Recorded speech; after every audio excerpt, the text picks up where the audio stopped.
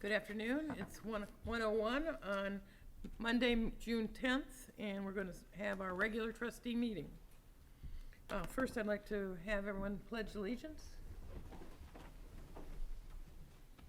I pledge allegiance to the flag of the United States of America and to the republic for which it stands, one nation, under God, indivisible, with liberty and justice for all.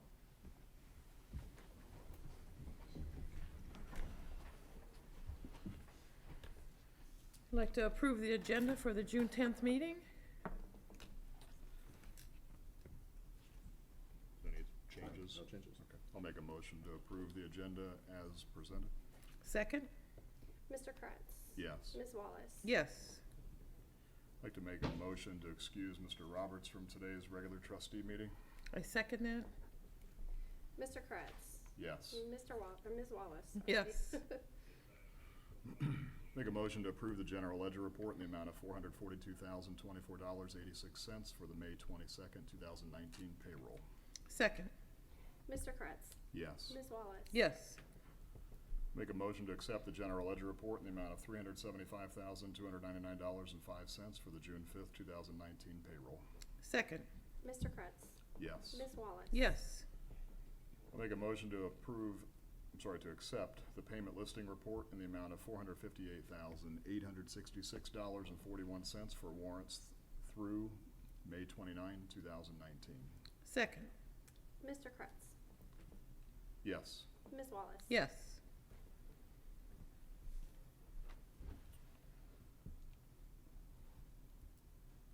I'll make a motion to approve the minutes of the regular meeting held March 25th, 2019, the regular meeting held June 25th, 2018, the regular meeting June 9th, 2018, the regular meeting July 23rd, 2018, the regular meeting October 8th, 2018, the regular meeting October 22nd, 2018, the regular meeting November 13th, 2018, the regular meeting November 26th, 2018, and the regular meeting December 10th, 2018.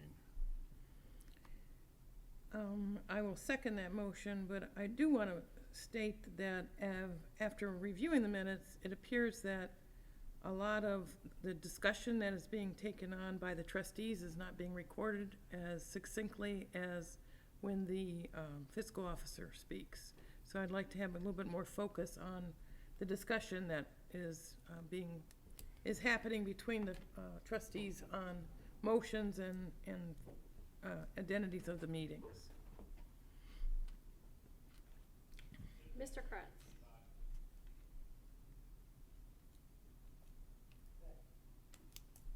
Yes. Ms. Wallace?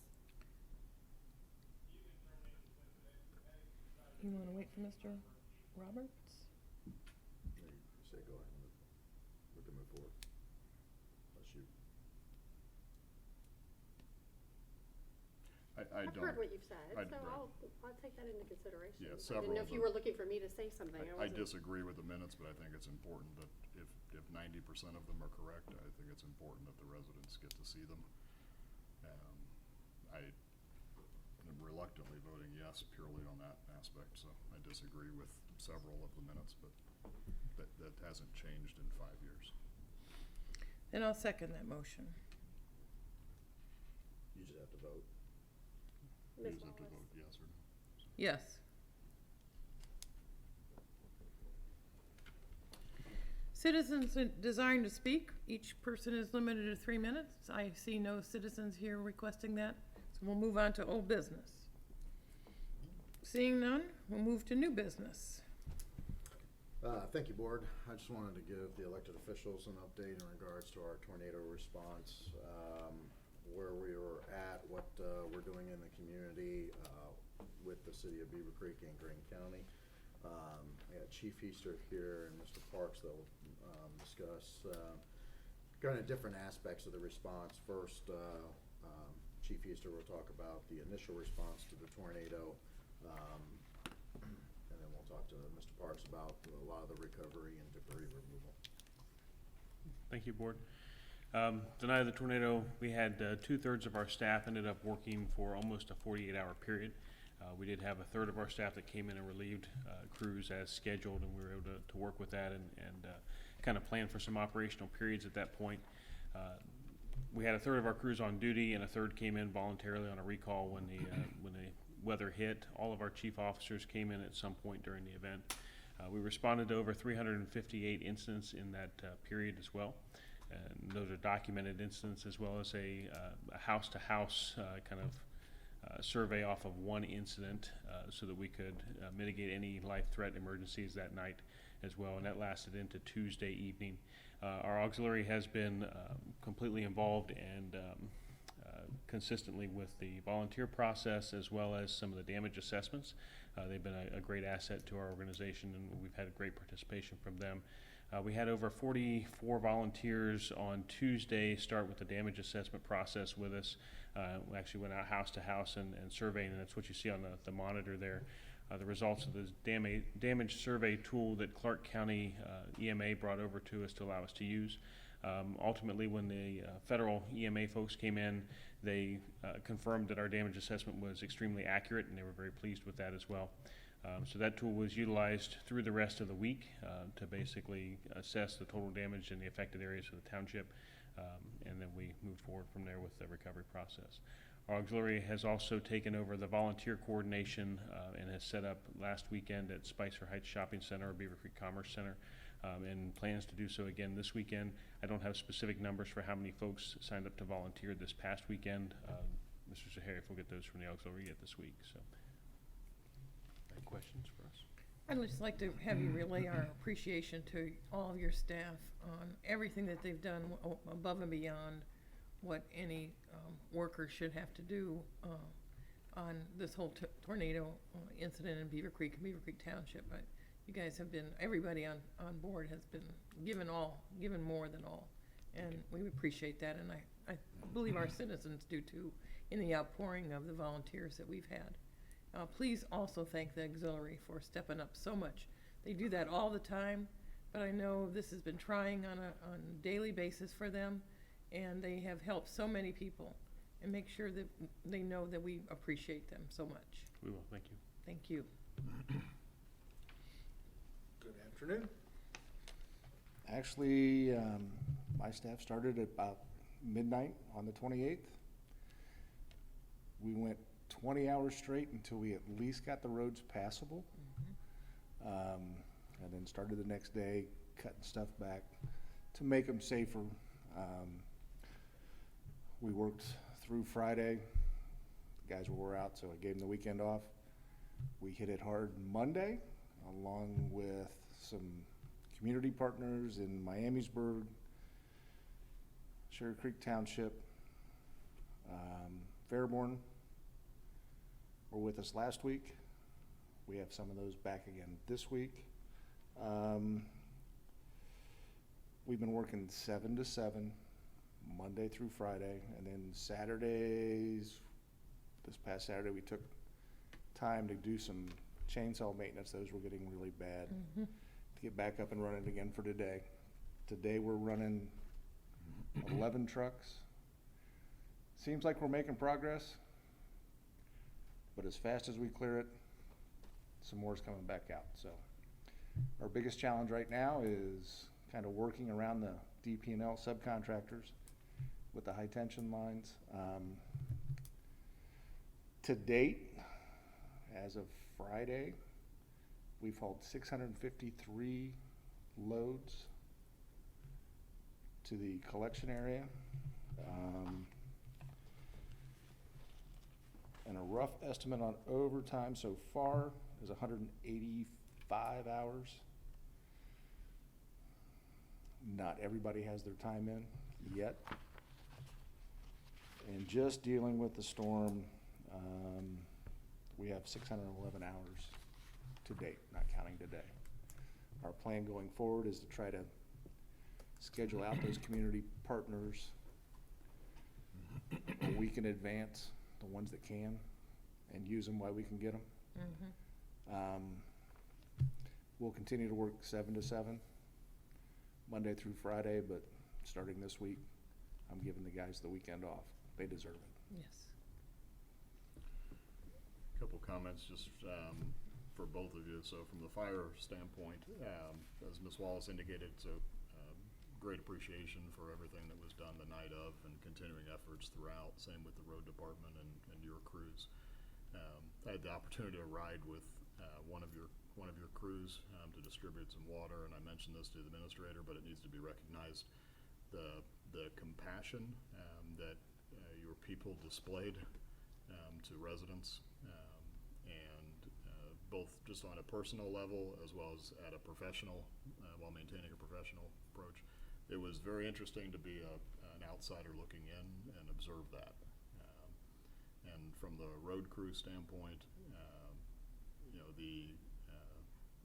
neither hail nor rain nor sleet nor snow. It doesn't apply obviously just to the post office. It No. applies to your crew. So great appreciation there. Auxiliary, fascinating to watch people that want to volunteer, because they do it tirelessly. So just a big thank you with that regards, and let, from at least my perspective on this board, let this board know anything that we can do to help your crews. It's interesting, if you look back, at least over the last 4 or 5 years, that I've had a different exposure to things than I had before as just a private citizen. All of the dress rehearsals that we've had with regards to the members of the fire department that are on Task Force 1 that have responded to Florida or to the Carolinas or to other areas. And so those dress rehearsals that those individuals were able to bring back. Then we had the incident up at the Greene where we had a tornado, a little mini tornado a couple of years ago. And then a year ago, on Fairgrounds Road. And then all of the prep that we do from a road standpoint. But when called to action, some people will say, well, the fire department, the road department, you live for this. But you have to live through it too. So kudos. So thank you. Thank you. I'd like to thank all township staff. I think the entire staff has went above and beyond on everything that has happened with the tornado, and I think all staff has put 150% in and more. So I want to thank all staff in this township for contributing to the welfare of so many other people. Thank you. Good job. Board, just to follow up on a couple things on the county level. County EMA has been coordinating public and private agencies meetings twice a week. So since the event has taken place, tomorrow we'll have another county meeting with EMA. And then tomorrow at 10 a.m. we'll be starting a subcommittee meeting that will just focus on recovery for the entire community. To put it in perspective, looking at that map based on some stats that we prepared for FEMA, 30% of the Beavercreek community was affected by the tornado. It's a large area. We're talking everything from destroyed to tree limbs down when we talk about affected. There are two prongs that FEMA are looking at, so we'll have more this week from the governor. Actually, he was speaking today regarding public assistance. This would be reimbursement to the local jurisdictions. State of Ohio is making a recommendation to FEMA to recommend to the president for public assistance for all the tornadoes. I think we're up to 18 now that touched down in the region. So anybody that was affected by any of those will have one big public assistance and a FEMA declaration. The other thing FEMA's been in last week doing and essentially went door to door and spoke to residents in Greene County from the western part of the county all the way out to the damage that was out in Jamestown is for individual assistance. And so that recommendation will then go to the FEMA District 5 and then a recommendation to the President of the United States. So there'll be a two-pronged, one for public assistance and one for individual assistance of individuals and residents of the community that were affected by the tornado. As you can see the map, all Greene County, all the way out to Beavercreek Township, Jamestown area. And they believe National Weather Service thinks that a second tornado did touch down in certain areas of the unincorporated area. So we would have two touchdown in That's all I had. If you had any questions regarding tornado update? Yep. Oh, just one statistic to let the residents know and the elected officials know. As of right now, the city of Beavercreek and Beavercreek Township have removed 26,000 cubic yards of storm debris. That's about 22,000 tons. At the end, when we end up chipping it all up, I don't think it will equal that amount, but it's about 22,000 tons of yard debris. Thank you, Board. Next item is on page 4, related to the tornado. Obviously, we have a cap on overtime, and obviously, based on our conversation earlier regarding how many hours we're putting in, I do recommend on page 6 passing a motion to exempt the tornado overtime from the policy. The one question I had regarding this is that by making this motion and for this exemption, are we indefinitely suspending that clause, or are we doing it for a certain day, a certain period of time, or the rest of this year? There is no cutoff because we don't know how long recovery is going to be. I mean, we are going to reevaluate in August in regards to debris management to see where we're at. As we saw in some of the neighborhoods in the weekends, Friday I was out, most of the debris was gone in some of the neighborhoods we were in. Over the weekend, you know, you have round 2 out on the curb that we're collecting. So is it reasonable then to modify this motion to reflect through December 31st, 2019? That's fine. And that way it's reinstated thereafter. One of the things I wanted is just it's only tied to this tornado event, which would be the May 27th tornado. Sure. Yeah. Okay. And it's just meant to have an end date. Sure. So that we don't have to essentially reinstate it again. It just automatically reinstates. Okay. And if it needs to be extended, we can extend at that point. And funds for this overtime, Ms. Aarons? Will we be able to accommodate with the funds? Yes. Okay.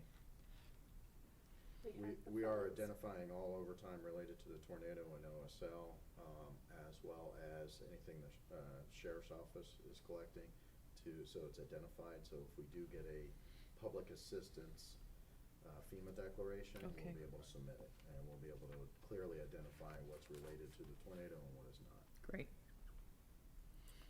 Okay. I make a motion based on the extraordinary circumstances related to the May 27, 2019 Beavercreek Community Tornado.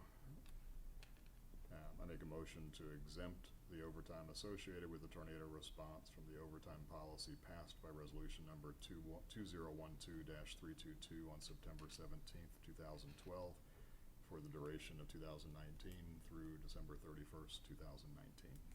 Second.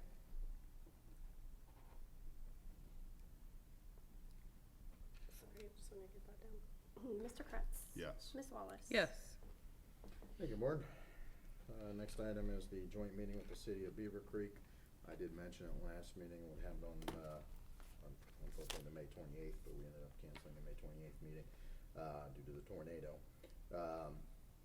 We're looking at August 19th, which is the in-between Monday or the third Monday of the month at 5 o'clock here at the township. I'm available. And I'm available. I'll let the city of Beavercreek know. If you want to confirm with Mr. Roberts as Yes. well.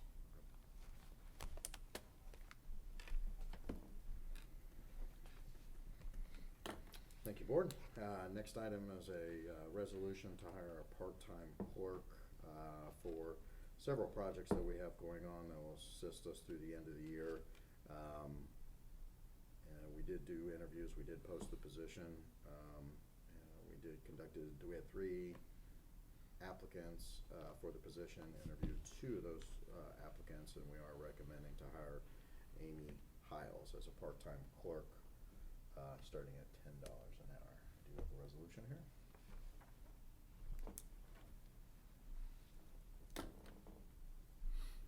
I'll make a motion to approve a resolution as follows.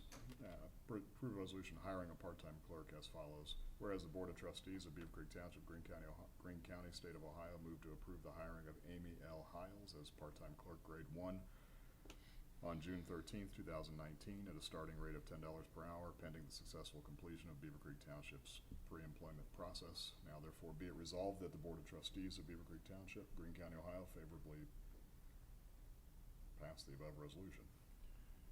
Further be it resolved that all formal actions of the Board of Trustees concerning and relating to the adoption of this resolution are being adopted at a duly called and authorized open meeting of the Board of Trustees on the date set forth above. Such meeting being duly called pursuant to and in compliance with all legal requirements, including section 121.22 of the Ohio Revised Code. Second. I had one question.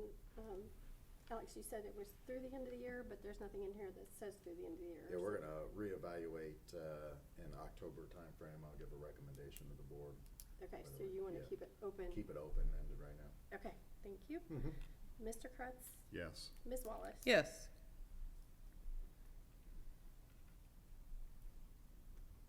Thank you, board. Next item is the Greene County Sheriff's Office, starting with the bi-weekly report on page 8 and followed by the monthly report on page 23. Obviously, Sergeant Moore was also, and our substation was heavily involved in the tornado response as well. I will tell you, between the fire department, the road department, myself, and the sheriff's office, we talked to several of the residents, just explaining our response and what we're gonna do. We also had extra patrols in the neighborhoods over the last weekend because there was so much activity between contractors and other activities that was going on. So Sergeant Moore's here to answer any questions, either about the tornado response or the bi-weekly reports. Sergeant Moore, I would like you to tell the citizens some of what, I mean, we see your reports, but you've done way above and beyond this last couple weeks. Can you state what you've done to the citizens so they kind of are ones that weren't affected know what the sheriff's department has been doing? Sure. So obviously the onset of the tornado, we went into a assist fire, went into traffic control points with the down lines, down trees, things of that nature. So we had managed chaos from that point till probably daylight. Things started to change. We were able to initiate a recall, have numerous other deputies respond. As again, there was just a lot of traffic control points, things like that. We had deputies that were assisting on Line Ball Road, and actually in one case made some forced entry to check the welfare of a homeowner there. And then once we were able to check with fire, they shouldered the search and rescue efforts. We played minor parts in the assistance of that and just tried to supplement them. And then we went into just extra patrols, just ensuring that there wasn't anybody taking advantage of the unfortunate occurrences. And then we had an influx of contractors. We would say probably 90% of them were all good, legit businesses. There were some that were not. And so we were able to, I think, head off a lot of that just merely by presence. Do some investigations when the flag was raised, and we were called by citizens and able just to maintain a presence there for just a host of reasons. Excuse me. And but by and large, we were able to just maintain that presence for probably operating status maybe 5 days until we started to return to normal operations. We focused and had our concentration of multiple deputies in the northern tier where it was obviously affected, and then we were able to free up a deputy to maintain the quality that we offer any other time. That was handling our calls and other non-related items to the tornado. Do we have any measure of overtime at this point for our deputies? So I've been keeping a running tally of that. I think I have to add in, I think 2 more days. We were pushed back a little bit on a couple of occurrences this past weekend. I think on my last tally, I think I was looking from our end on overtime, was in and around about the $5,000 mark. And I think that would just be probably an increase of maybe $1,000 or something like that would be my guess for what we had to do this last And weekend. it would just, round, estimated numbers, Mhm. just to make sure our contract essentially with the sheriff's department, obviously, we have the provision in there to cover and Yeah. account for that, so. Yep, the sheriff's office and city police were also, helping the security at Station 63. Obviously, we were able to rehouse, the crews back there, essentially the next day. But since the bay doors were open for an engine and a medic, sheriff's office in combination of the city police also provided security for the station. So when the guys went on calls, we did have an open fire station and we did have security there as well. I know it's common after an incident like this for your team, but also for fire and road to, possibly likely have a sit down and do an incident recap. Mhm. I would recommend that, and I know you're doing that, you're meeting on a daily, if not, twice a day type basis, but it might be worthwhile to at least explore doing a monthly type recap based on the longevity and how long this will take to completely clear up. Just so that or more frequent rather than waiting till the end, essentially, because so while things are fresh in everyone's mind, at least to journalize it so that you can recap later. And you might stumble across something that you can learn from along the way. So rather than wait until the end to come back to it and revisit. Sure. But kudos to your team and the efforts. And like I've said, the morning that the incident, the tornado, the morning after the tornado, the fascinating piece is to watch that all of the other business of the fire department and the road department and the sheriff department still continue. You still have drug arrests. I saw your vehicles, at a high incident location. And you still have cardiac arrests and accidents on highways, and the road department still has things that happen in the buildings and the properties of the township. And so, again, appreciation for all the efforts and the overtime. It's easy to say, well, they get paid for the overtime, but there's more to it than that. So we appreciate the personal attention and diligence. I think several citizens emailed and called me as far as they felt a calmness with your presence of blocking the streets so that sightseers could not come down to their neighborhood, and that I heard that many deputies went around, knocked on doors, make sure people, as well as our fire and road service also did that. But thank you and all the people that you work with on helping our citizens have some form of calmness and safety factor in this tragedy. Yes, like you said, we also our administration received numerous phone calls thanking the fire response, the road response, but there was also just some other, just some things that don't come out. Obviously, they experienced a tragedy, but then, they were dealing with their own tragedies before this event, and again, just being able to have that FaceTime, oftentimes it was just a listening ear, and things like that, and they reached out to our admin and expressed that, and I think just a team effort was able to give an outlet for some folks. Mm-hmm. Thank you. Be safe. Thank you, Board. Next item's on page 34 of your packet, is the HR biweekly report. Are there any questions? I had no questions. I have none. Thank you. Unless there's anything that we need to proactively be aware of. So. Thank you, Board. Next item is under zoning on page 37, also related to the tornado. Staff is recommending a waiver for reconstruction related to the tornado of any principal or accessory structure. So I do have a motion on page 37.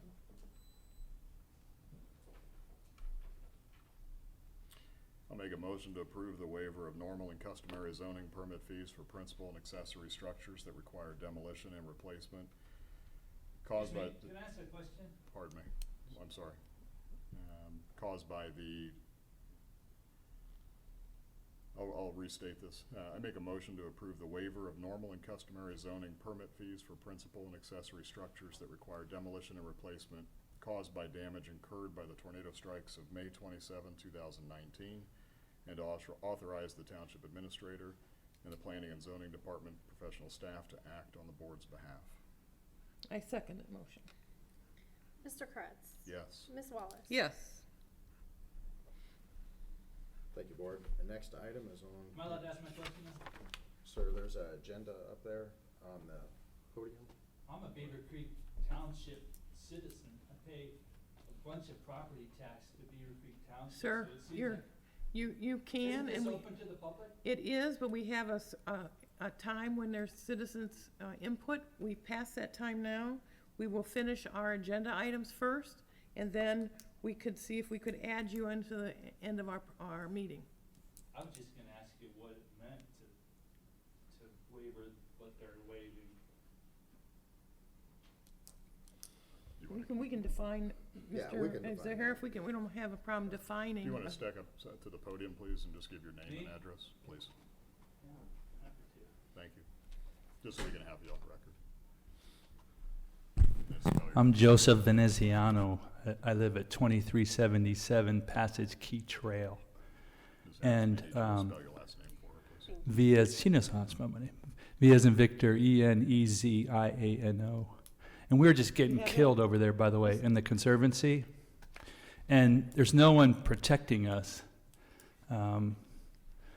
I know everyone thinks everything's peachy, but all these power lines are down, and Dayton Power and Light just keeps coming and coming and coming, early morning Sir, and wait a late at minute, night. You had a question that you wanted. Yeah, my to question is, define.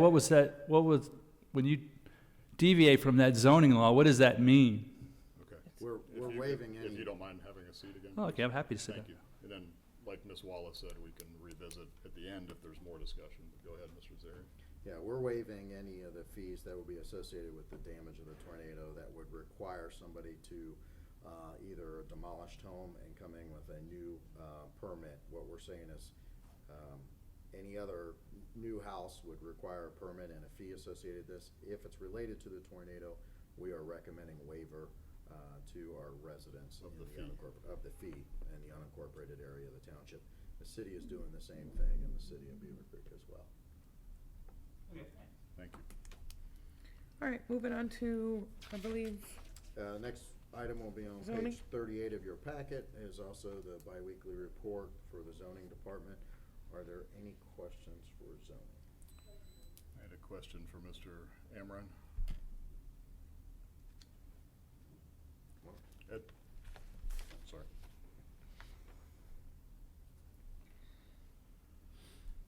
This is more a question related to your projections, and so your biweekly report. With regards to the, so I know that residents have the ability to appeal to the county essentially for, if, in situations where their property was destroyed, for example. And I know I know of at least one situation I'm thinking of where a barn was destroyed in a tornado a year ago. They rebuilt 2 weeks ago and finished it, and it was hit again by the second tornado. Yeah, this time their house. In their house, right. So my understanding from the county is that there's a process that the residents can go through to appeal their next, essentially the taxes on their property. In the Yes. event that they have diminished value on their property. So my question though is that, and I want to make sure that and I don't know if you have the answer to this, or if not, we should get the answer from the county so that we can tell people the right answer. I know that there's a process they can go through, because of the way that we collect taxes in Greene County, and then when we pay our tax bill, we are actually paying for the period or year prior. So my question is, if they are appealing, and they're gonna get a tax bill in July, is that appeal related to that tax bill, or the bill they receive next January? So the county You follow treasurer, what I'm saying? yeah, the county treasurer announced at a meeting the other night that it would not affect the tax collection this time, but it would affect the next one. The form is on our website as well as the city's website. It does require a notary, and the auditor is waiving the notary section of it, so just fill out the application. And it was just to make sure that people understand they're Right. not gonna receive a discount essentially on their July bill, because that's Right. actually for last year. right. And as to the impact on the revenue projections that we make in our That was my next reports, question. I think we can expect a report from the auditor following the next tax cycle that is organized taxing district by taxing district. So the B03 district, which is the largest taxing district within the unincorporated parts of Beavercreek Township, would reveal to us the impact, if any negative impact, any loss of tax revenue can be projected. But it's really, and it is from a standpoint of, we have the unincorporated portion, but we also then have general fund dollars that come from the Right. incorporated portion, As well as which was most hit, Right. most damaged, and Right. from a property damage standpoint, I don't know, we were at, what, 54 million a week ago. I don't know where we're at now, in the Right. property. And damage. that was township-wide. Right, which would include the unincorporated, so. Right.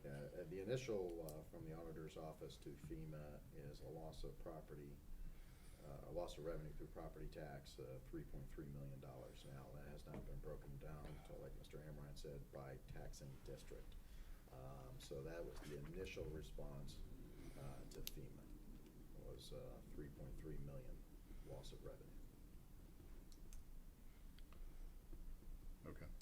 All right, so bottom line is our projections for this fiscal year, there should be no impact to Should be that. no impact for this current fiscal But year there most certainly will be some impact, whether measurable or not. into the future. In the first half of, and potential second half of what is collected and distributed to the township in 2020 for 2019.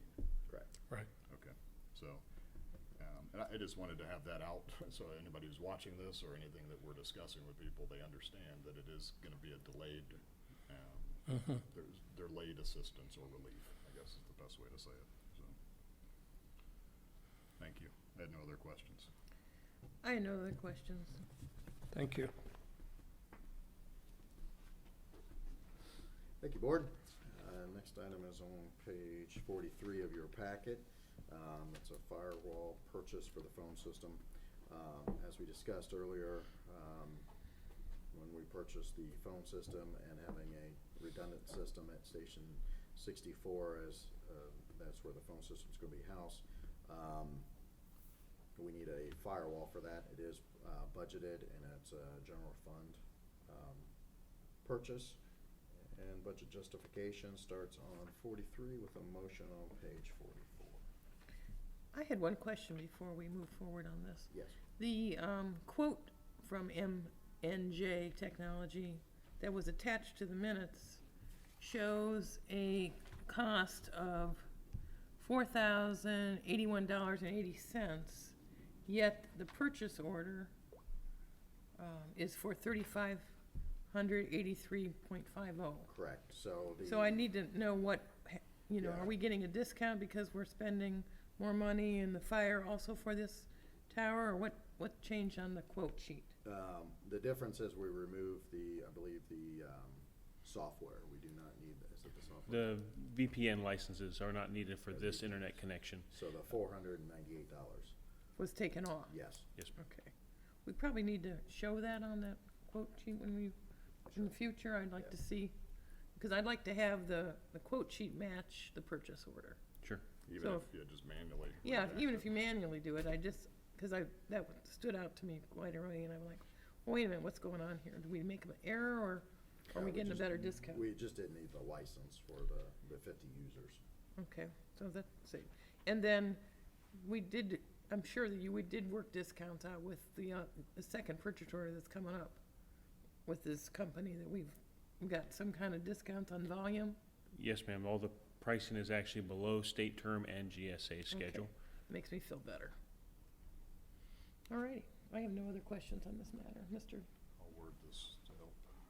I make a motion to approve purchase request, that's an odd number, 9999, to MNJ Technologies for one network firewall and licenses in the amount of $3,583.50.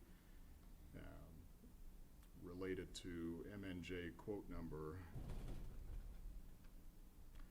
1158109, line items 1 and 3, and to authorize the township administrator to sign for the board.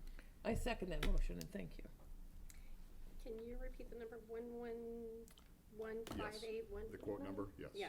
The quote number was One- 1158-109, 109, okay. and line items 1 and 3 on that quote. Okay, thank you. Thank you. Mr. Kretz? Yes. Ms. Wallace? Yes. Thank you, Board. Next item is on page 46 of your packet is the biweekly report for IT. Just to note, we did have some overtime or projects in special needs during the tornado. So those are also being coded separately so that we can clearly identify through back to business what was tornado related in regards to setting up some Good. software, as you saw earlier through on our system. From Clark County. Yeah. Okay.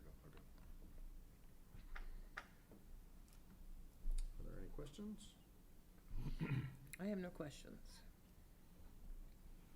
All right, thank you, Board. Next item is under the road department is purchase request for the rental equipment and then and now. This was obviously related to the response of the tornado.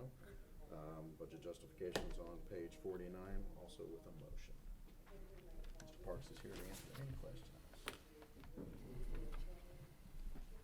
I don't have any questions, Mr. Parks. It's something that we need to do to help with the cleanup.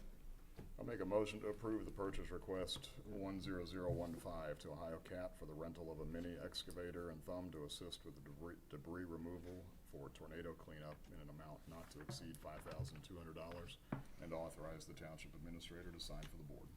Second. Mr. Kretz? Yes. Ms. Wallace? Yes. Thank you, Board. Next item is on page 52 is the biweekly report for the road department. Are there any questions? I have none. Any from the awareness item, so the, from a windshield replacement on the fire trucks and the medic at 63 that were damaged. Those were repaired as of last week. Currently, engine 67 and medic 63 are back in service. And I call it temporarily because we're gonna have to pull them back out to get some paint work done, but for now, we're just kind of bumping that out. Engine 63, I'm hoping by the end of the week to have it back up and running. We're waiting on a mirror. And once again, it'll have to go in for paint work and some door replacements and those kind of things. Station 63 is getting the bay doors installed today, or at least part of them. So they should be secure without the security by the end of the day. We're working with the adjuster on the station repairs, the equipment repairs, the tower repairs / replacement. We'll see where that goes. And right now, we're working with the contractors, going through the adjuster, letting him handle most of it. It's moving along. It's just juggling 4 insurance claims, and then, of course, Scott's car, or Deputy Chief Dorston's car, goes in the 24th for repairs. It wasn't gonna, originally, we couldn't get it in until July 8th, but we went down and had some conversations, and they bumped it up 2 weeks to get it back on the road, so. Okay. 1981, is it 1981 Dayton Xenia, the office building? So what's the status on that? We are waiting. They are scheduled in next Monday, Okay. Weather permitting. weather permitting. Okay. We That's all. got all the, Oh, yeah. yeah, we got all the brush and stuff cut away from that, or at least my part-time guys did, Sure. one day last week Okay. when it was raining, so. We're juggling that at the same time. Right.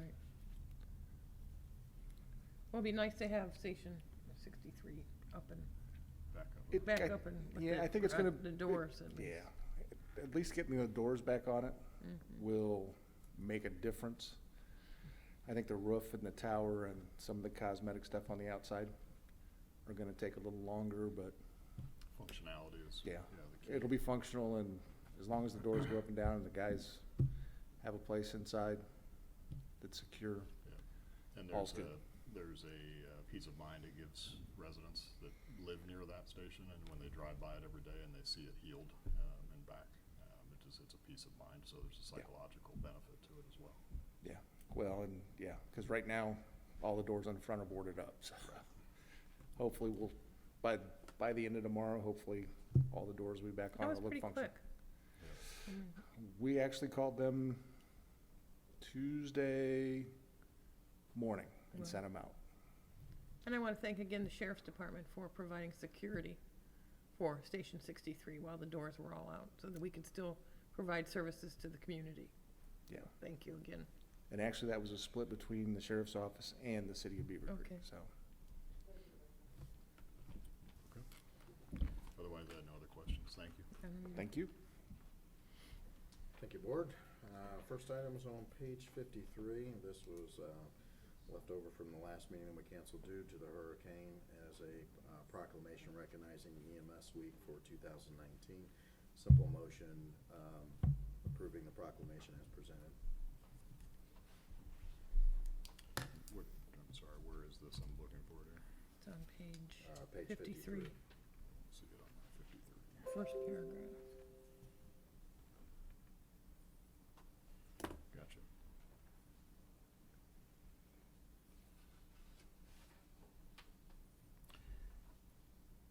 I'll make a motion to approve a proclamation recognizing EMS Week 2019 as presented. Second, Mr. Kretz, Yes. Ms. Wallace. yes. Thank you, Board. Next item is the purchase request to replace the microwave equipment. Budget justification starts on page 53. This is a budgeted item, and it's also related to our phone system. There is a motion on page 54, and Chief Easter's here to answer any questions.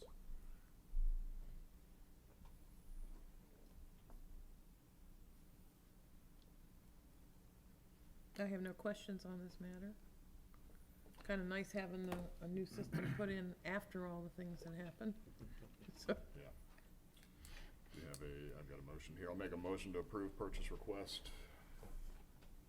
09997 to Summit Wireless for one microwave network connection and installation services in the amount of $28,667.18, and to authorize the township administrator to sign for the board. second, Mr. Kretz. Yes. Ms. Wallace. yes. Thank you, Board.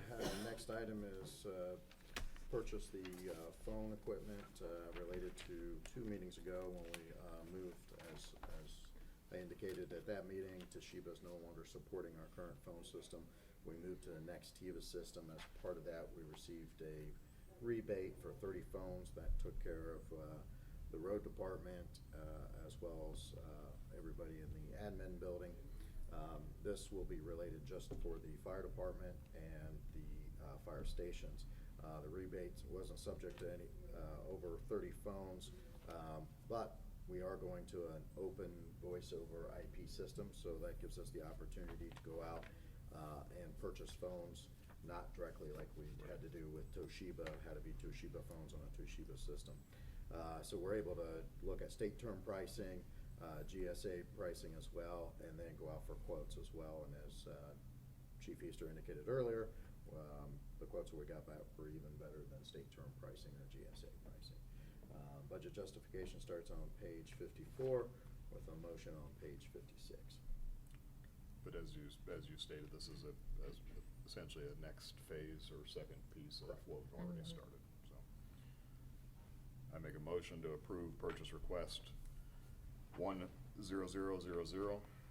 to MNJ Technologies for 60 voice over internet phones and accessories in the amount of $25,564, and to authorize the township administrator to sign for the board. Second, Mr. Kretz.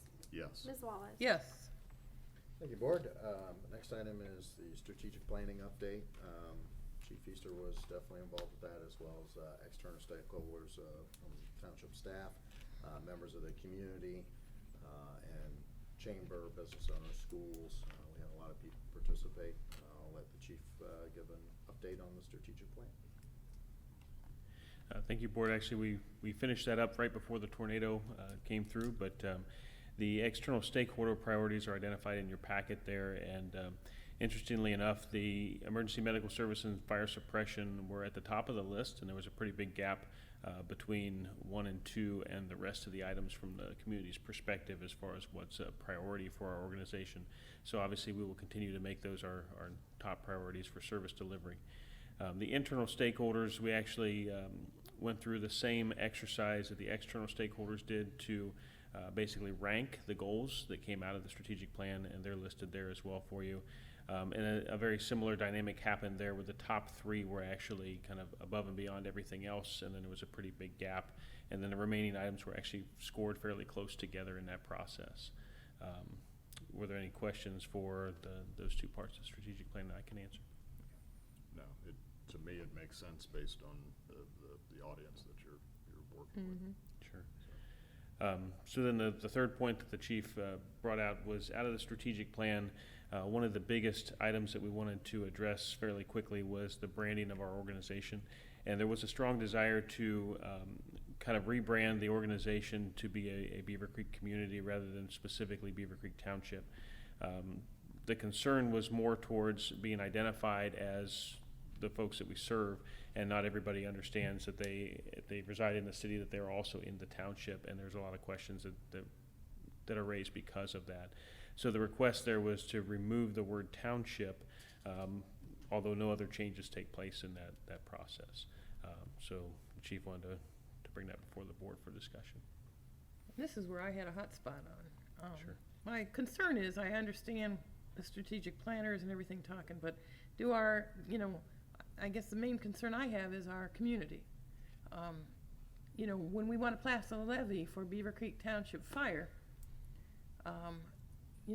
is that going to stop us? And when we say Beavercreek Fire, will that stop citizens from thinking that it's the township that's paying for the fire department? It's not the city of Beavercreek that pays for the fire department. So I have a concern about levy status. And the other thing I have a concern about this branding concern is that with the amount of monies that we're pouring out with the tornadoes, the cost of rebranding and changing signs and letterhead and business cards becomes hefty.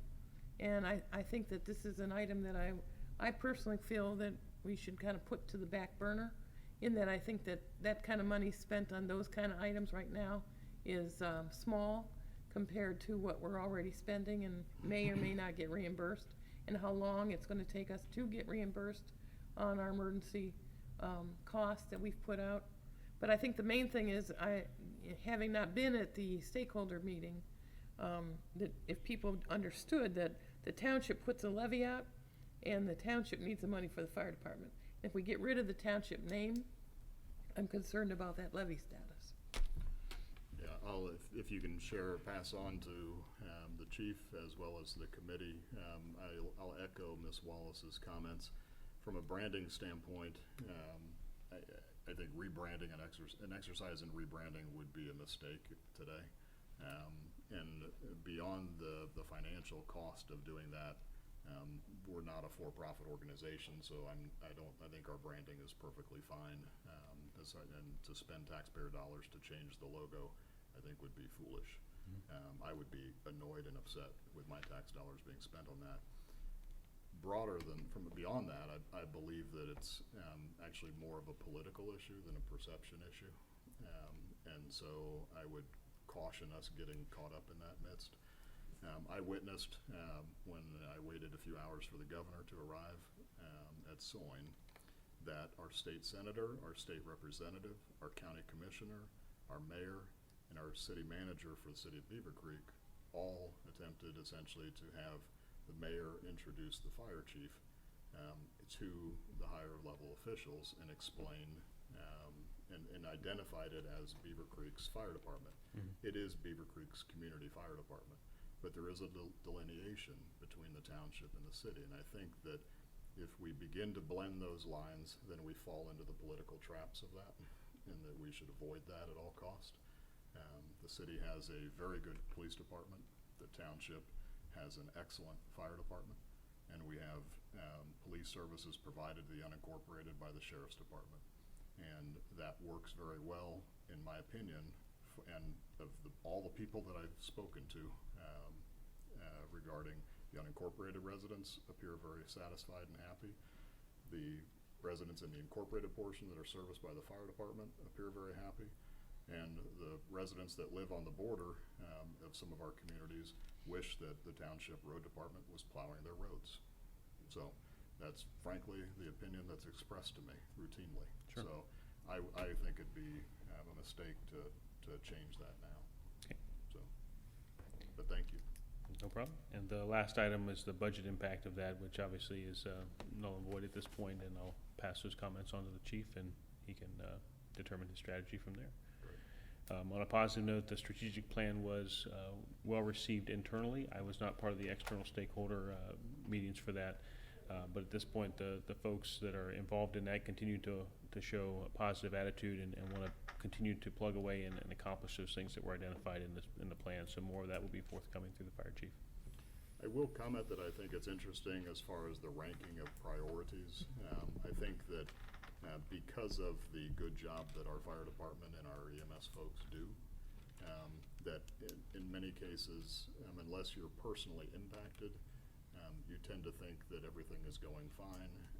And it's actually the fire investigation and prevention that help avoid problems later. It's the training of our staff and the repeated training and exercises that we go through that allow us to be able to respond at 11 o'clock at night when a tornado hits. Sure. And so it's interesting that we become, in business terms, I call it fat, dumb, and happy. And we kind of expect good things to happen. And we have to remember that we have to invest in the training and in the infrastructure to make sure that it actually is there when we need it. Absolutely. So that's my opinion. Good. Thank you. Thank you, Board. Next item is on page 58, it's a biweekly report. Chief's here to answer any questions. I will say that in regards to the tornado response, for the entire community, we did do assessments of the entire community and quickly identified the areas that needed to be focused on. That also included our contracted services with Bath Township, and I did pass on the next day to the the chair of the Bath Township Trustees that we did search the area, did not find any damage related that were significant. The Fairborn did receive a lot of hail damage on the north side of the storm, mostly roofs that are damaged, but nothing that required a response to the area that we cover. Are there any questions on the biweekly? No I had questions. none. Thank you. Thank you, Board. That's all I have. Legal? Nothing. Ms. Aaron's. Nothing, thank you. Trustees, Miami Valley Regional Planning. I was at the meeting on Thursday. Thank the community that was there for stepping up and helping the Beavercreek and Beavercreek Township. Explain to them about the statistics that Mr. Zaharoff had given to me on the 30% of Beavercreek's population was affected, 14.5 miles of devastation. And the numbers on the 22 homes were destroyed, 10 businesses, and the amount of minor damage and damages that were given in the FEMA report. The committee appreciated that. Mr. Upton then talked about Beavercreek and thanked on a Beavercreek perspective. And so it was a good discussion on working together as a community and helping each other out. So that's all I have to report on MVRPC. TAC. Anything on TAC? Nothing outside of the standard agenda. The next meeting will be next week.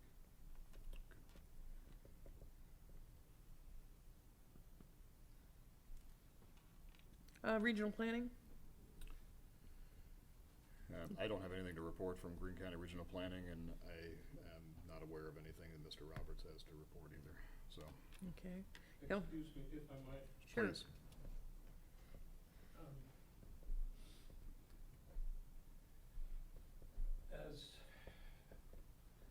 As you're all aware, we're coming upon year 2020 with decennial census coming up. I've been appointed to the committee that is charged locally, Greene County, as the equivalent of getting out the vote. Complete Count Census Committee is how we're known, and there will be activities throughout the rest of this year and through most of next year until the actual counting is finished. There will be a number of important changes in how people are counted this year. It is possible this year to respond to census questionnaires online and in other fashions as well. There will be a kickoff meeting at the county courthouse with a press conference and so forth during the latter half of July. And I would encourage public officials to be there, to consider being there with the committee, to support the work of the committee. I will be bringing a proclamation to the trustees probably at the next meeting, certainly before the end of July, in support of the participation in the census.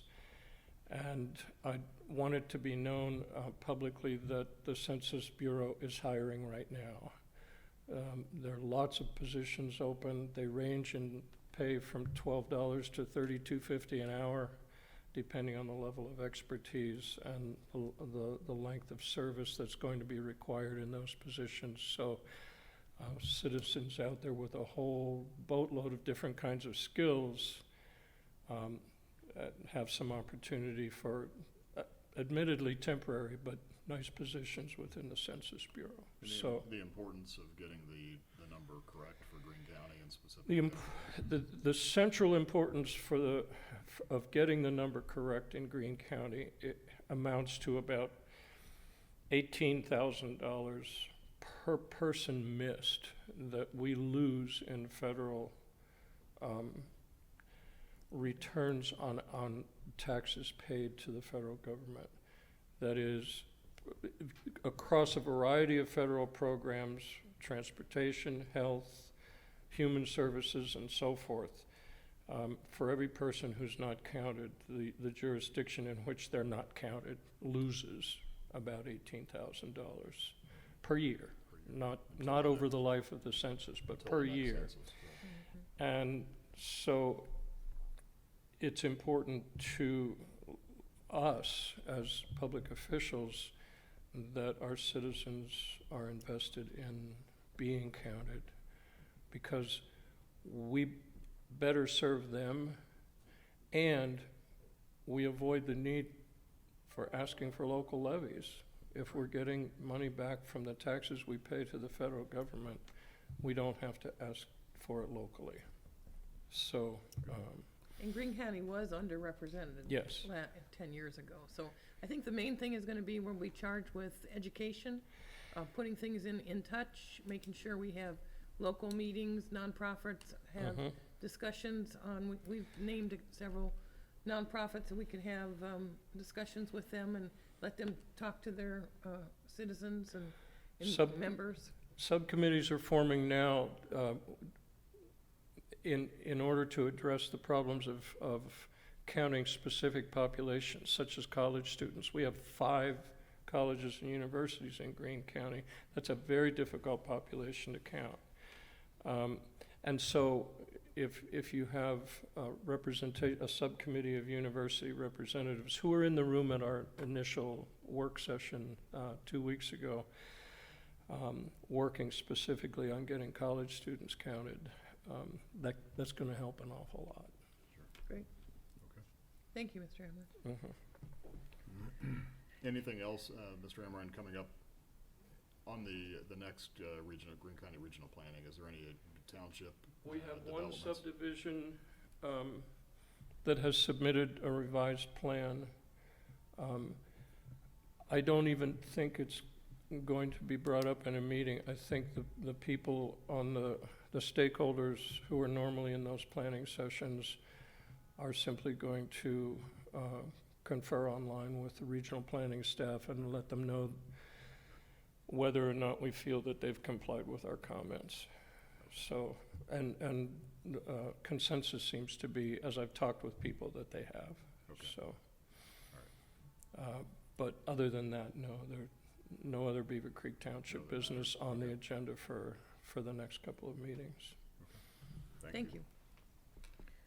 School superintendent, city manager? Just one thing with the health department, I was going to make a comment. I know that they haven't had a meeting, but the health department's been very active in the tornado response. I've been in the bi-weekly meetings we've been having, or excuse me, the 2 meetings we're having a week.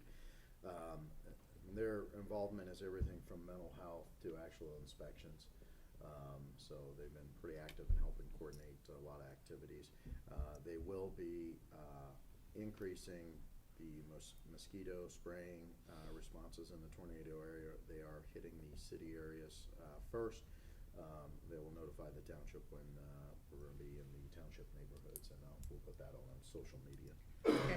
Regards to superintendent, city manager, township meetings, we are definitely meeting On a regular basis. on a regular basis in regards to the tornado response. So really nothing additional to report as well. And we have not scheduled a Wright-Patterson Air Force Base Restoration Advisory Board meeting. Where is the Township Association meeting at tomorrow? It's at Parks and Trails. Okay. I don't know where that is, but that's what I have on my calendar. Okay. Thank you. Investment Oversight Committee? We are waiting to hear back from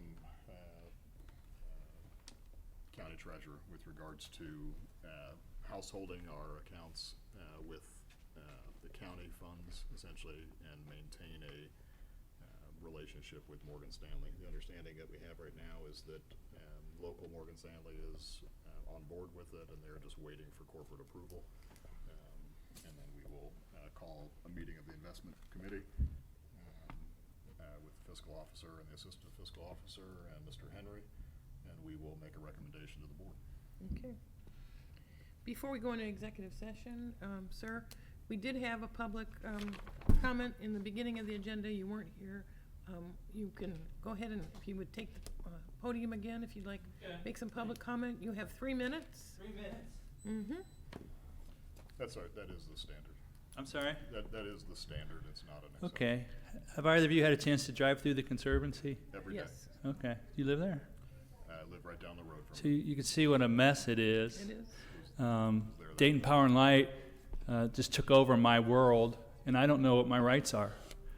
So as a citizen of Beavercreek Township, who I do pay a lot of property tax, as do we all, am I entitled, is there, like the attorney here, is she allowed to advise me on easements and covenants and things like that? So, because I think that Dayton Power and Light have overstepped their bounds. I've been forced to do a lot of research on my own, and I've already seen documents from 1968 that you can drive a truck through. And I'm getting ready to go represent myself because I can't get an attorney out there to take it on without wanting to charge me $300 an hour to do the research that I already did. So what are my rights? And like Dayton Power and Light, they were at my house all weekend. You know, they showed up like at 7 a.m. and then they left around 8 or 9 p.m. And even yesterday I said, hey, would it be possible for you guys to maybe leave at 6:30, you know, Sunday? And they left like around 8:30. And what rights do I have? That's what I want to know. And how do I find out? Who can I talk to legally? You know, what is Beavercreek Township? You all, are you allowed to provide me support? I'm not asking for legal representation, but just kind of some clarity on easements and covenants and how it's read and how it works, so I don't stumble too much when I do this. Well, sir, you know, the thing that's the most prevalent in the township right now is that 3 towers are down, which provides electricity and energy towards most of our whole community. And so this is an unprecedented event to have 3 towers down, and they can't just order up a tower and have it shipped like our garage doors in a week or 2. It's going to probably be, I don't even know, a year or more to provide that information. I am not an attorney, but I do know I have easements on my property, and when there's an easement on my property, I'll only speak for me, the gas line has the right to do whatever they want on that easement. I have no assistance at all. They can cut down a tree, they can plow it up, they can dig a hole. There's nothing that I can do personally to stop that easement I have the gas line that goes from Lima to Texas through my property. And I have no rights at all regarding that easement. With So- all due respect, we do have rights, and there are different easements, and there is a law, and Okay. I think Dayton Power and Light would love us to believe that we have no rights, just go sit down and we'll tell you when we're done. It's not like that, am I right, Attorney Frick? I think, I mean, I'm not saying, I mean, they may have a lot of rights, but they may not, but they're just playing bully with everybody, and I just would like to know what my rights are, and Well, I think, though, that in defense of DP&L, their job right now is to get electric to consumers, every consumer that they can. And even though you're being stepped on time, their job is to get electric to people. Let me ask, how many people in Beavercreek or Beavercreek Township are without Okay. power? Wait a minute. Is there anybody in Beavercreek or Beavercreek Township that is without power? actually, there have been a lot. I don't think there is. From a time stand, rather than become argumentative, because that really doesn't. I'm not trying to argue, but I'm not either, I'm just asking if you can just allow us, rather than if we just debate like Fox News back and forth, we're not gonna get anywhere. But if we have an intelligent, articulate discussion, we might be able to Yeah. help lead you at least in a path. I So agree. In my professional world, from a real estate standpoint, and I'm not gonna give you a professional. are you an attorney? No, are you? No. Okay, so neither of us are self-representing as far as attorneys. But from a real estate standpoint, did you build your house or did you buy your house? I bought it. Okay, when you bought your house, did you do a survey on your property? Yes. Okay, did your survey reveal that there were easements on your property? Yes. Okay, and so what I would do then is I would suggest that you go back to a surveying company and ask them to, if you need to, verify that the Which I have surveys done. are properly located. And they said that those easements were specific for drainage, for overhead, and that they said that DP&L can't put a structure on your property, or they can't put a structure in that drainage, but, Again, if you allow me to finish. Yeah. So, number one is start with a good survey. And if it's more than 10 years old, you may want to get a new survey. Those aren't cheap, but they're not that expensive either compared to the frustration it sounds like you're having. Start with a new survey, and then essentially go to an attorney that specializes in real estate, in real yeah, property. I've done that. And and make sure it's one that specializes in easements and covenants and restrictions. Because you have an overlay in your community you have homeowners association covenants, restrictions, bylaws, and then you also have a survey that has utility easements, drainage easements, and potentially other easements. And so it is buyer beware. There's caveat emptor in the state of Ohio, which means that buyer beware. And it is the buyer, the individual who is buying the real estate, it is that individual's sole responsibility to understand what they are buying. It happens every day. We have individuals that buy homes in Beavercreek Township, and they believe that their children are gonna go to Beavercreek schools. And they find out that they're gonna go to Xenia schools after they bought their house, after their realtor already told them, oh, it's Beavercreek schools, it's great. At the end of the day, it's the buyer beware in the state of Ohio. And for many reasons, that's a good policy, because otherwise it becomes a finger pointing. I empathize with some of your frustrations. I do not empathize with all of them, but I empathize with some of your frustrations. But start with a good survey, go to an Yeah. attorney that specializes in that. So many times I see my clients and other people go to an attorney that does not know real estate I got you. and doesn't do it on a daily basis. At the end of the day, the polls are up, they're in your yard, and anything you're doing now is kind of retroactive. It was fast-paced, as Ms. Wallace indicated, to get everyone back up in power. And for those individuals in your neighborhood that maybe they didn't lose power, but maybe they couldn't get to their homes because they had 4,000 volts laying across their house or across their yard or across the street. I was there the morning after at 8 a.m. and we could not pass through because there were lines down. And we had to use bucket trucks to hold those lines up. So I'm not suggesting that your pain and suffering is greater or less than your neighbors, but these are the things that had to be done to get that Yeah. neighborhood back. No, I appreciate your and others. thoughts. But my only question was, am I entitled for any legal representation from the township? No, that would be a matter between you and either whoever you bought the home from, if they did not disclose something properly. Yeah. Your surveyor, if they did not do the survey correctly and did not note those Yeah, I easements. gotcha. Your title company, who essentially gave title on your house, subject to those covenants and easements. So you could go back to essentially whoever did your Yeah. title work. But as far By the way, I didn't mean to say representation. I really meant just legal, like, not legal. not advice, but just clarification on what the laws are. I think, from a zoning standpoint, correct me where I'm wrong, Administrator, but, really, we do not get involved in disputes on easements or covenants unless it's a matter of where we're involved in that dispute.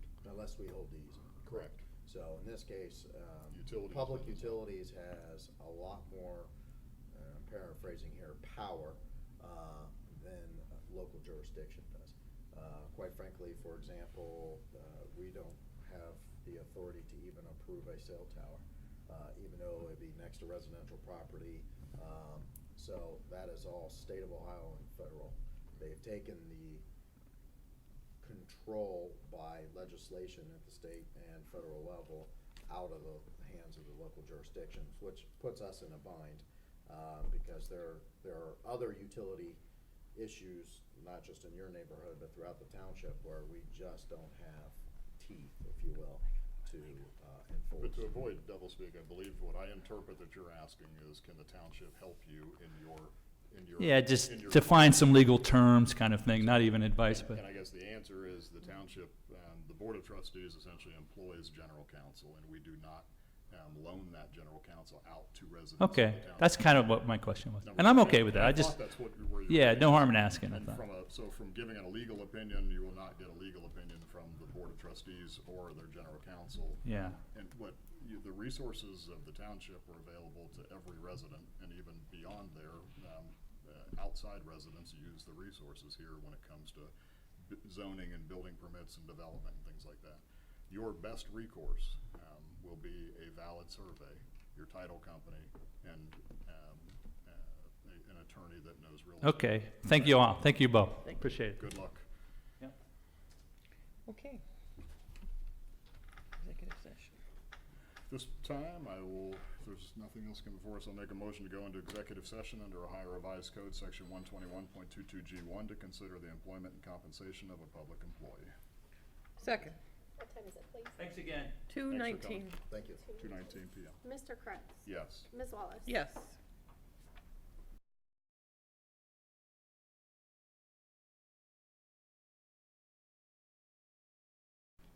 Make a motion to come out of executive session at 3 p.m. Second? Mr. Kratz? Yes. Ms. Wallace? Yes. And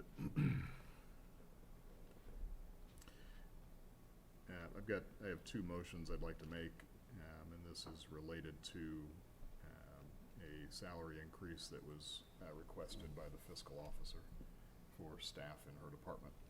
And so I'll make a motion. First motion is I'll make a motion to deny the salary increases requested by the fiscal officer on December 3rd, 2018 of $84,446 to $97,115 with a midpoint of $90,750 for the assistant to the fiscal officer position, and a range of $59,467 to $71,803 with a midpoint of $65,655 for the accounts payable payroll position. Second that motion. Is there any discussion? I think from a discussion standpoint, in my opinion, consistent with the discussions we had when the request was made, these salaries it did not conform with a prior salary study that the Board of Trustees conducted. And based on the discussion we had with the fiscal officer when she made this request, the Board of Trustees went through a extensive process using our general counsel to survey, essentially conduct a survey very similar in nature to the survey we did a few years ago, and also queried Department of Labor statistics, and we determined that the request was much, much higher than the median or average salary ranges for very similar positions doing similar type of work.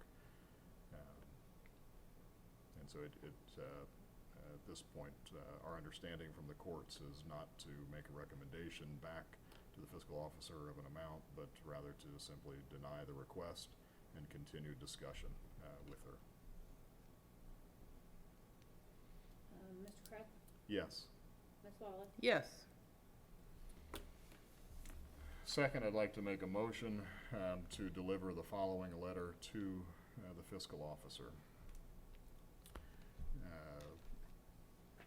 The letter to be addressed June 11th, 2019 to Christy Ahrens, Beavercreek Township Fiscal Officer, 851 Orchard Lane, Suite C, Beavercreek Township, Ohio, 45434, regarding salary request for fiscal office employees. Dear Miss Ahrens, as you know, on September 20, 2018, the Ohio Supreme Court issued its decision in a mandamus action filed by you against the Board of Trustees, stating that RC 507.021A unambiguously requires a township fiscal officer to obtain Board of Township Trustees approval for compensation of the assistants to the fiscal officer. The court noted that the language of the statute, quote, intentionally constrained the fiscal officer's ability to set her own assistant's salary. It makes board approval a prerequisite to the determination of the salary of a fiscal officer's assistant, end quote. In its decision, the court held that there was not clear and convincing evidence the board abused its discretion in rejecting the 2016 proposed salaries, but that the board could not set the salaries for the fiscal officer's assistants. The Ohio Supreme Court stated that the board may only grant or withhold its approval of the fiscal officer's compensation proposal. The court issued a writ of mandamus for the Board of Trustees to rescind resolutions 2016-158 and 2016-159 and to consider a new compensation proposal from the fiscal officer. Pursuant to the writ issued by the court on September 24, 2018, the Board of Trustees rescinded resolutions 2016-158 and 2016-159. On December 3, 2018, through the fiscal office employees, Ms. Ahrens presented information and a request for salary increases of $84,446 to $97,115, with a midpoint of $90,780 annually for the assistant to fiscal officer position, an 81% increase over the current salary of $49,939.24. And a range of $59,467 to $71,803 with a midpoint of $65,655 annually for the accounts payroll position, a 93.8% increase over the current salary of $33,862.40. As you will recall, the trustees met with you in executive session on or about December 10th, 2018, and requested, and you agreed to allow us additional time to review the salary increase request so that we could perform our due diligence just as we had done in 2016. The trustees then, through legal counsel, performed a similar salary survey of the same townships, as well as the Department of Labor statistics, as had been surveyed in 2016. On March 12, 2019, the board invited Greene County Prosecutor Miss Elizabeth Ellis, who represents the Board of Trustees, the fiscal office, and the township, to attend an executive session meeting between the board and the fiscal officer as a neutral third party to aid in an open discussion regarding your request. On March 25, 2019, the board met with Ms. Ellis and you in executive session to discuss the salary request in the context of all of the information that they had obtained through their due diligence and the information provided by the fiscal office. The board outlined its opinions to you and expressed serious concern with the fiscal office's failure to fulfill its fiduciary obligations under Department of Labor standards for overtime pay for non-exempt employees. The board offered immediate support to remedy the non-compliant overtime pay situation for the assistant to fiscal officer, accounts payable payroll position and offered constructive alternative responses from each trustee related to the aforementioned salary increase request from the fiscal officer. In addition, on May 13, 2019, pursuant to your request, the board also authorized the employment of a temporary part-time employee to assist with the workload in the fiscal office. To date, the Board of Trustees has not received any additional follow-up, information, or requests, or received any requests for information from you or Ms. Ellis. However, pursuant to the board's obligation under RC 507.021 and based upon all the information before it, including but not limited to the salary survey of the fiscal office and the information the board obtained through its 2016 and 2019 survey of townships and Department of Labor Statistics, as well as the review of the duties and work performed for the positions, we cannot approve the amount of increase in salaries requested on December 3rd, 2018 by the fiscal office for the positions of assistant to the fiscal officer and assistant to the fiscal officer accounts payable payroll positions. However, as noted previously, the board is willing to discuss establishing an overtime line item in the general fund for the fiscal office. Sincerely, Board of Township Trustees, Mr. Roberts, Ms. Wallace, Mr. Kretz, with copy to Ms. Elizabeth Ellis, attorney, Greene County. And I second that motion. Mr. Kretz? Yes. Ms. Wallace? Yes. Thank you. Hearing no other information that's relevant to the board meeting? Okay, then we will stand adjourned at 3:09. Make a motion to adjourn. Make a motion, oops, sorry. Make a motion to adjourn, 3:09? Second. Mr. Kretz? Yes. Ms. Wallace? Yes.